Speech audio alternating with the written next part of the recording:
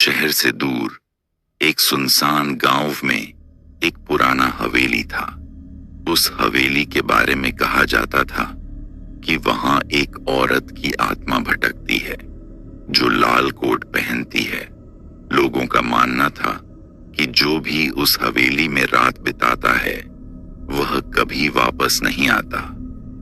यह कहानी शुरू होती है एक युवा लड़के राहुल से, जो अपने दोस्तों के साथ उस हवेली में रुकने का फैसला करता है। राहुल और उसके 3 दोस्त अनुज, प्रिया और नीतू उस हवेली तक पहुंचे। हवेली का मुख्य दरवाजा जंग लगे ताले से बंद था। अनुज ने एक पत्थर से ताला तोड़ दिया और वे अंदर घुस गए। अंदर का माहौल बेहद डरावना था। दीवारों पर मकड़ी के जाले लटक रहे थे और फर्श पर धूल की मोटी परत जमी हुई थी। क्या तुम लोगों को लगता है कि यहां वाकई कोई भूत है? प्रिया ने डरते हुए पूछा। नहीं, ये सब बस कहानियां हैं, राहुल ने हंसते हुए कहा। लेकिन उसकी आवाज में एक अजीब सी कंपन थी। उन्होंने हवेली के बड़े हॉल में अपना सामान रखा और रात के लिए तैयारी शुरू कर दी। शाम होते ही हवेली का माहौल और भी डरावना हो गया। हवा में एक अजीब सी सिसकी सुनाई देती थी, जैसे कोई रो रहा हो। रात को 12 बजे सब सोने की कोशिश कर रहे थे, लेकिन किसी की आंखों में नींद नहीं थी। तभी अचानक एक तेज आवाज सुनाई दी, जैसे कोई दरवाजा जोर से बंद हुआ हो। सबकी नींद उचट गई। क्या हुआ? नीतू ने डरते हुए पूछा।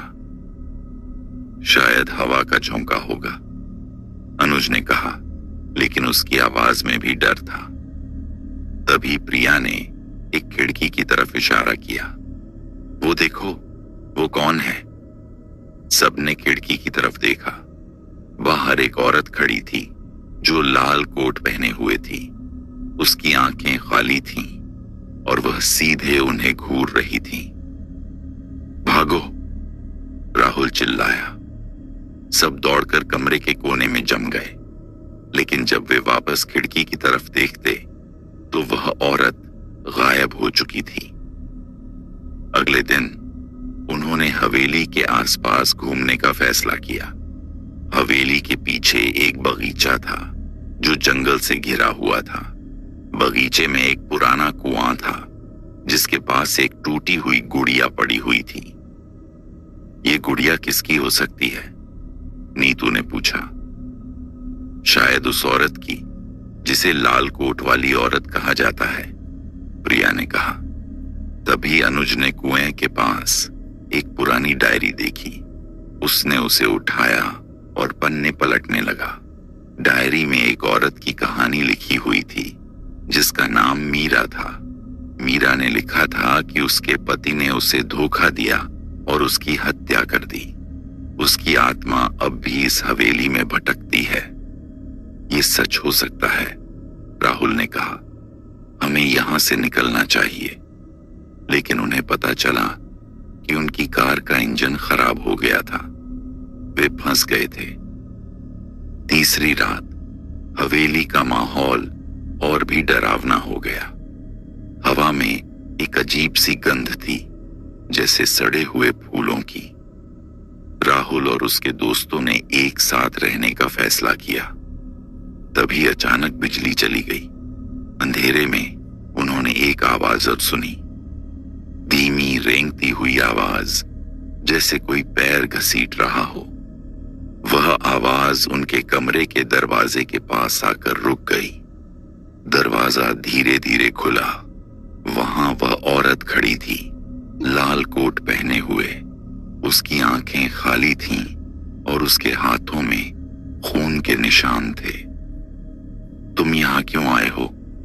उसने एक भयानक आवाज में पूछा। सब चिल्लाने लगे।